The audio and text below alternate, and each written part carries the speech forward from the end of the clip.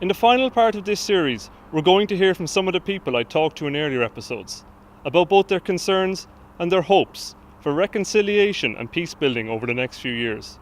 Starting with Presbyterian Minister Norman Hamilton. I'm an optimist by nature, but I'm fairly pessimistic at the moment.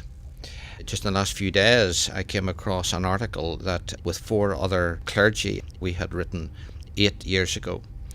And the issues that we were flagging up about the need for reconciliation, the need for an environment where our young people are properly educated and our old people feel safe, all of the things that we had a vision for in that long open letter 8 years ago, we could have written it yesterday. And I think it is generally agreed that we're not going to have an agreed narrative of the past. Therefore, it is extremely difficult to see any way in which there can be an agreed means of building hope for the future. Because if we can't agree what has happened and why it happened, then how do we sort it for the future? This seems to me to be at the heart of the political and social stalemate, and we may simply have to say that the finding of a narrative cannot be done, therefore we must stagger along for another generation.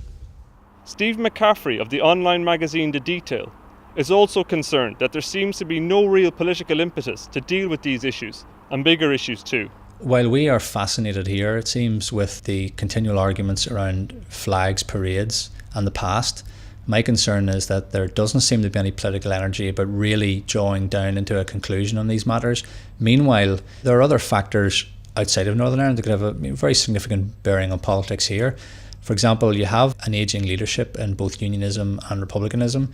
At the same time, what happens if Sinn Féin's project to build politically in the south comes to fruition? What happens if there's a significant change on the back of the vote for Scottish independence? And what happens if, for example, the UK decides to leave Europe? All these big macro issues are bearing down on politics here, but are not on the political agenda to any degree at all.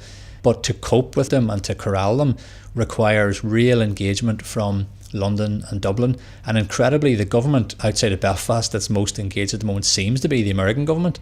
So the rest of this decade is very, very important. But I think people need to take action sooner rather than later to avoid further problems developing. Joe Marley in the Ardoyne places his hopes in residents, community and voluntary groups. My hopes are that areas like Ardoyne begin to see the fruits of the peace dividend, that there are opportunities created that actually give young people something to aspire to. Some of those underlying issues, I think at policy level, we need to begin to address them. And I know there's attempts even from OFM, DFM to do that through the Social Investment Fund.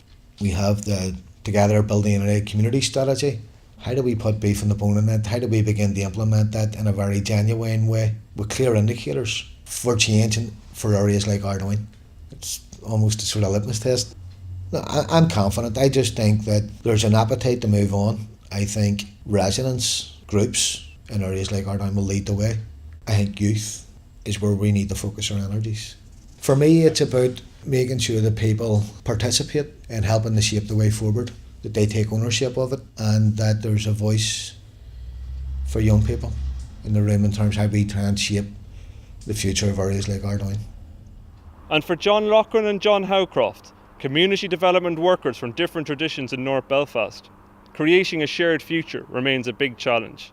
I think what we're seeing playing out on the streets at the minute, I've described it as a socio-economic explosive placed in a political vacuum and primed with an identity fuse. It sort of captures in a nutshell what's going on. One community is better insulated than the other one, the Republican community, because they've made a transition where they've got people on the political stage that represent Siemens on a working class communal issue. There's a lot of people in the PUL community that feel that they have a democratic deficit almost, where their representation hasn't been strengthened with their political representatives. Then the identity card gets played. For me, although I'm Irish, the Irish flag isn't really important to me. It's people. But for people who from the unionist tradition, the flag is very, very important. And there are issues that, because it speaks to status, it speaks to a loss of status, it speaks to a whole range of things. But one thing's for sure is we need to do more talking about all these things about how we manage to create a better future. Otherwise, then we do have the risk, as Richard Haas says, of talking ourselves into conflict. And my issue is some people, there's a certainty in conflict because you don't have to do anything. The future is much more uncertain. We've made the journey from conflict to peace, but we haven't made the journey from peace to prosperity. I think that's the challenges that we're finding at the minute, and how we can take them steps forward. We can't do that alone. It's going to take government working together in a collective sense to be able to achieve things like that. I think we have to acknowledge there's a lot of difficulties, but if it's a shared society, then we have to have a shared understanding around culture and identity, opportunity, all that type of stuff. There's people, and certainly in our own communities, don't see that just yet. So I think there is massive challenges ahead, and I don't like the vision of going back to conflict that Richard Haas presents us with, but I think it's a reality that we'll have to take on board and redouble our efforts to make sure that that doesn't become our future. And, says Duncan Morrow from the University of Ulster, there's a fundamental question at the heart of creating a shared future of peaceful communities in a thriving economy. You will not get investment unless people know they're investing in a community that's stable.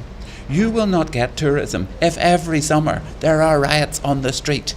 You will not get the bright people who leave here every year to go to London to come back here if they think this is some sectarian backwater in which all the time they're dragged back into questions they really don't want to answer, which is, I'm not allowed to talk to you because you're Catholic or Protestant.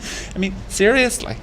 This is an economic issue of the first priority. This is not a out there type of an issue. And the problem is it's always treated as reconciliation, nice work, nice people doing nice things. No. It is actually saying we have to tackle the systemic issue which treats being nationalist or unionist, Catholic or Protestant as some kind of marker which decides how you treat people or where you live with people or where you go. And we have to name it, address it, and find practical solutions so that it doesn't happen in the future. That's what a shared future is actually about.